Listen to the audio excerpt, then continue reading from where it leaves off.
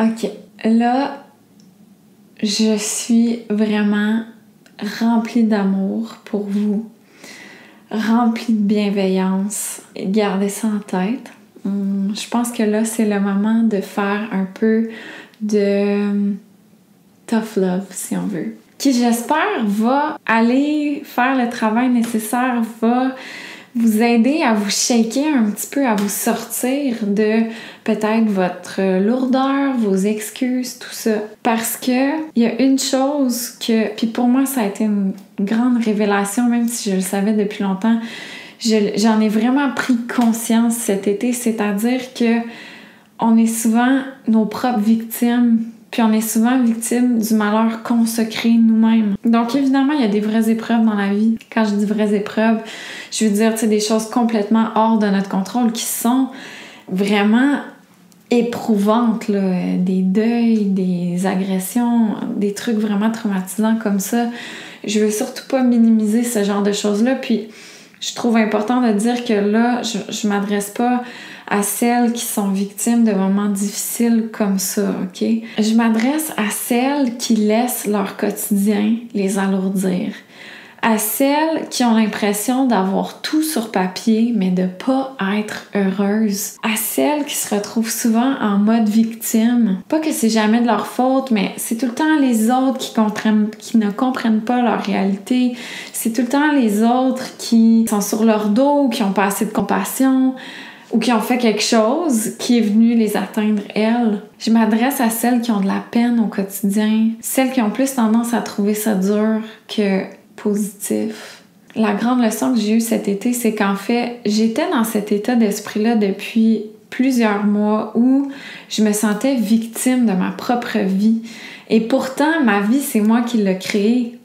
C'est moi qui l'ai choisi, je l'ai bâti. Et pourtant, je l'ai vraiment bâti selon ce qui me fait vibrer, ce qui me rend heureuse. Puis malgré tout ça, je me suis retrouvée exténuée, je me suis retrouvée malheureuse et à vraiment me transformer avec une mentalité de victime, là, comme que c'était jamais de ma faute, que c'est les autres qui comprenaient pas tout ce que j'avais sur les épaules, tout ce que je ressentais, qui se mettaient pas dans mes souliers, qui avaient pas assez de compassion, etc., etc., etc. Puis à un moment donné, c'est comme tout ce dont je me plaignais, je pouvais toujours le ramener à moi-même, c'est-à-dire qu'il émanait de moi. Ça venait d'une décision que j'avais prise à un moment ou à un autre, comme par exemple le fait de me sentir complètement dépassée, surchargée, d'en avoir trop sur les épaules, d'être fatiguée, d'avoir trop travaillé. Ben guess what? C'est tout moi qui avait dit oui. C'est tout moi qui avait décidé d'embarquer dans ces projets-là, d'aller de l'avant, d'en mettre autant dans mon assiette, d'en mettre autant dans mon horaire, en me disant que ça allait bien aller, même si, de manière réaliste, n'importe qui aurait pu regarder mon horaire et prévoir que ça allait finir par être trop. Puis pendant longtemps, j'ai gardé cette espèce de mentalité-là de victime que le problème, c'était pas moi, le problème, c'était le manque de compréhension et de compassion des autres sur ce qu'était ma réalité, alors que je suis maître de ma réalité. C'est là la grosse nuance et ce qui est vraiment important. Cette réalité-là, on a le pouvoir de la changer en faisant des choix. Le premier choix à faire, c'est de faire des choix conscients pour changer ça. Donc, si vous n'êtes pas bien dans une sphère ou une autre de votre vie, à petite ou grande échelle, vous devez tout d'abord faire le choix de faire des changements. Vous devez faire le choix de regarder ça en pleine face, de vous dire, d'être prête à sortir de votre mode victime, d'être prête à reconnaître que la majorité de ce qui vous arrive, c'est votre faute. C'est plate, hein? C'est plate à dire, mais en même temps, c'est extrêmement libérateur parce que si la majorité de ce qui nous arrive est notre faute, ça veut dire qu'on peut faire en sorte que ce qui nous arrive, ça devienne positif, ça devienne aligné.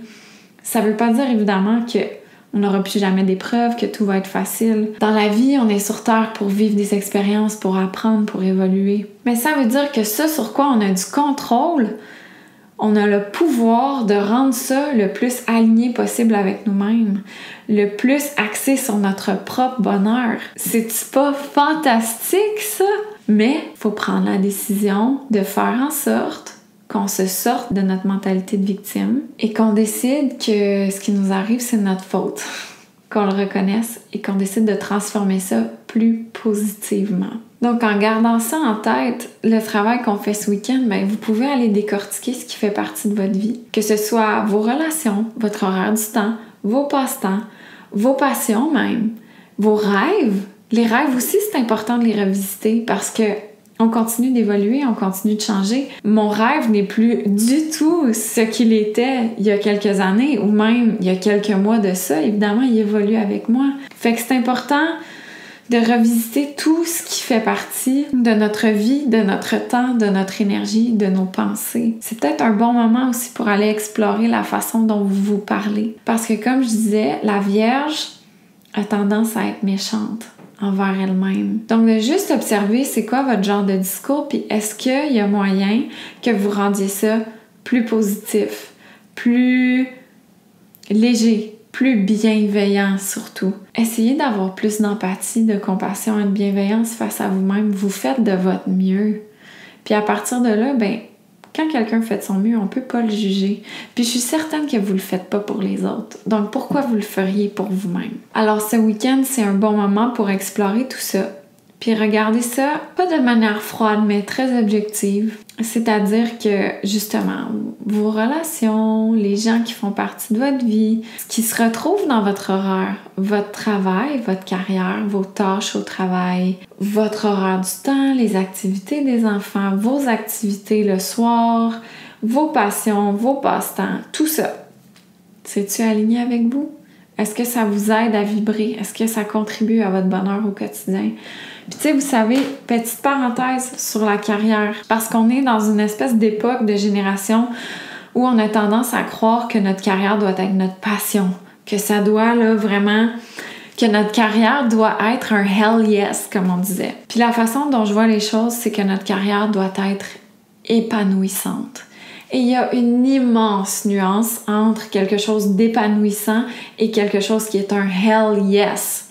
Votre carrière peut en être un. Tant mieux pour vous si ça l'est, mais c'est pas obligé. Puis ça veut pas dire que si ça ne l'est pas, vous allez être malheureuse. Pas du tout. L'important, c'est d'avoir une carrière épanouissante. Puis ça, ce que ça veut dire, là, ça ramène encore une fois beaucoup à comment vous vous sentez. Comment vous vous sentez le matin quand vous allez travailler? Comment vous vous sentez au courant de la journée quand vous êtes dans votre environnement de travail? Comment vous vous sentez le soir quand vous rentrez à la maison, puis le soir en vous couchant? C'est ça que vous devez observer pour savoir si vous avez une carrière épanouissante. Parce que vous pourriez travailler là, au restaurant Tim Hortons, là, j'ai pas d'équivalent pour la France, là, mais un genre de fast-food. Vous pourriez travailler là, mais sentir que vous avez une carrière épanouissante parce que, par exemple, vous faites une différence dans la vie de chaque client que vous servez, parce que vous faites des sourires à tout le monde, parce que vous vous mettez dans une bonne énergie puis vous avez envie de transmettre cette énergie-là aux autres. Peut-être que dans votre équipe de travail, vous faites la différence, vous aidez les autres. Peut-être que vous avez mis sur pied une initiative pour travailler dans la communauté, pour vous impliquer dans la communauté ou pour ramasser des fonds pour une cause qui vous tient à cœur. Donc, tout ça pour dire que n'importe quel travail peut être épanouissant. Ça n'a pas rapport avec que ce soit en lien avec une passion ou non. Ça n'a pas rapport à avoir un impact positif complètement incroyable du genre à sauver des vies. Ça se ramène à comment on se sent. Est-ce qu'on est bien?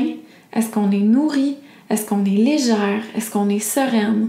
Ou au contraire, est-ce qu'on est vidé, drainé, alourdi, anxieuse, stressée? C'est ça les indicateurs à surveiller. Ça, c'est une parenthèse pour la carrière. Pour avoir vécu de nombreuses remises en question dans ma carrière, je le sais que c'est pas nécessairement des choses agréables à explorer puis que ça chamboule une vie changer de carrière. Respectez-vous dans votre processus. Aujourd'hui, ce week-end, c'est peut-être juste l'occasion d'observer votre carrière. Puis peut-être aussi que ça va être une observation extrêmement positive, c'est-à-dire que peut-être que vous allez prendre conscience que sans nécessairement être votre passion, que vous êtes bien dans votre travail, que vous vous y sentez épanoui, et c'est ça le plus important. Donc, observez votre carrière, vos passe-temps, vos hobbies. Les passe-temps aussi, là, ça revient souvent à notre moi véritable versus notre moi imaginaire qu'on idéalise, tu sais. Puis des fois, ben, on va rentrer des espèces de passe-temps qui, au final, on aime ça, c'est correct, mais ça nous fait pas vibrer tant que ça, tu sais. Fait que pourquoi ça ferait partie de votre horaire? Ça enlève la place à un passe-temps qui pourrait, lui, être une passion. Un passe-temps qui pourrait être un de vos hell yes! Donc, pourquoi vous le laisseriez pour quelque chose de ordinaire? Observez ça. À chaque fois qu'on libère de l'espace, qu'on dit non, qu'on fait le choix d'enlever quelque chose de notre horaire du temps, de notre énergie, qui n'était pas nécessairement négatif, mais qui n'était pas très positif non plus. La merveilleuse chose que ça fait, c'est que ça vous donne l'opportunité de remplacer ça par quelque chose d'extrêmement positif. Donc, essayez d'en profiter. Essayez de le faire. Où je veux en venir avec tout ça, là, ça revient au fait que vous avez le choix. Une des choses qu'on me dit souvent et qui m'horripile, c'est que je suis chanceuse. Que je suis chanceuse d'avoir la vie que je mène. Puis à chaque fois, puis ça tape vraiment sur les nerfs de Stan, mon mari, mais je corrige tout le temps les gens. C'est pas de la chance. Ce sont des choix. La vie que j'ai aujourd'hui, qui soit dit en passant, n'est pas parfaite. Moi aussi, je fais du travail sur moi, puis ça évolue constamment. Mais reste que, si d'autres personnes idéalisent, pour eux, ils peuvent percevoir ça comme de la chance. C'est pas de la chance. Je l'ai pas gagné à la loto, ma vie, là. J'ai fait des choix en conséquence. J'ai fait des choix qui n'ont pas toujours été faciles. J'ai fait des choix de souvent m'asseoir avec ma marde, comme on dit. J'ai fait des choix de regarder mes problèmes en face, notamment celles qui ne sont pas au courant. J'étais une dépensière horrible. Je me suis endettée de milliers et milliers de dollars parce que c'était une compulsion chez moi. J'achetais tout le temps des chaussures, des vêtements, des accessoires, de la décoration. Je remplissais mon environnement et ma maison de choses de mauvaise qualité dont je n'avais pas besoin. Ben, à un moment donné, j'ai fait le choix de m'asseoir avec ça puis de me dire « Waouh! Qu'est-ce que ça cache? Pourquoi je dépense tout le temps, mon argent et mon énergie dans un bonheur matériel, superficiel et éphémère? Qu'est-ce que ça masque? Pourquoi je veux pas laisser la place plutôt à un bonheur véritable qui vient de l'intérieur de moi, tu sais? Et vous avez ce même pouvoir de faire vos propres choix qui vont vous mener à votre vie de rêve, pas la mienne, la vôtre. Et ça, c'est encore plus puissant, c'est encore plus magique. Donc, j'espère que ce week-end, ça va vous aider à clarifier tout ça, à clarifier ce qui est important pour vous, à clarifier ce qui est du superflu, ce qui vous alourdit et ce que vous êtes prête à laisser derrière, et à clarifier vers où vous vous en allez pour faire les choix en conséquence. Puis ces choix-là sont pas toujours faciles parce que ça veut dire de changer des habitudes, de déranger d'autres personnes. C'est bête à dire, là, mais vivre pour soi, c'est dérangeant pour les autres parce que ça demande du courage, ça demande de l'audace, ça demande de la confiance en soi. Puis c'est pas tout le monde qui est rendu là dans son développement. Fait que quand on prend ce propre chemin-là, ben parfois ça va venir challenger les autres personnes et là les réactions vont être plutôt négatives. Fait que c'est dur de recevoir ça. Par rapport à ça, j'ai entendu récemment une phrase que j'ai adorée et que je me suis dit qu'il fallait que je répète le plus possible. Ce que les autres pensent de vous, ce n'est pas de vos affaires. Ce que les autres pensent de vous, ce n'est pas de vos affaires. C'est-à-dire que ça ne vous appartient pas, c'est par rapport à eux. Vous savez, on est tous des miroirs les uns pour les autres. C'est-à-dire que souvent, quand quelque chose va nous déranger chez quelqu'un d'autre, c'est un miroir de quelque chose qui nous dérange chez nous-mêmes. Quelque chose qu'on s'empêche de faire, qu'on fait trop, qu'on fait pas assez. Peu importe ce que c'est souvent un miroir. Et donc, quand quelqu'un a une opinion négative par rapport à nos propres choix, nos valeurs, notre mode de vie et tout, c'est tout à fait normal, tu sais, que ça vienne quand même nous déranger, là. Ça, on va se le dire.